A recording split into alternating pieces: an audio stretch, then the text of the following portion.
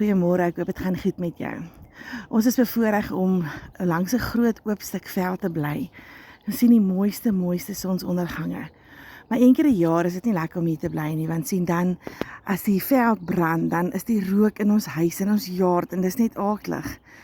En rook en vuur word altyd so negatief benader, want dit kom verwoes alles, dit maak alles dood.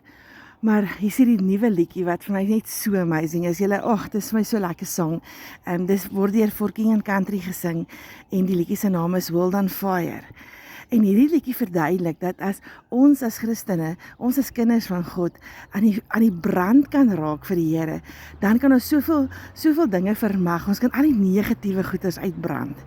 En dit het my so gestig en hierdie liedjie het 'n lekker vibe so saam met hom en ek besef net, daar's soveel waarheid in dit. Want sien, daar staan in Matteus 5 vers 14 tot 15 dat ons lig so moet skyn sodat God verheerlik kan word.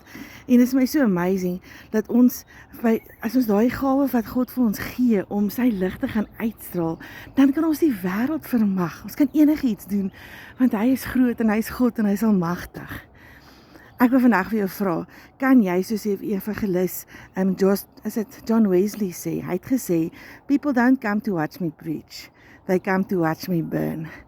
Ek wil vir jou vra, is jy aan die brand? Onthou jy net tot bekering gekom het, hoe opgewonde was jy om die mense van die Here te vertel? Hoe opgewonde was jy om van die slegte goed in jou lewe ontslae te raak?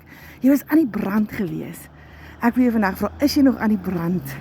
Is jy nog besig om aktiewe verskil te maak vir Jesus hier in die wêreld waar jy is?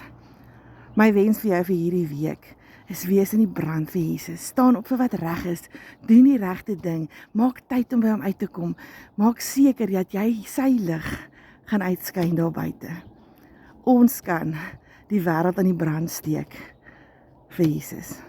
Ek hoop jy het 'n lekker dagie.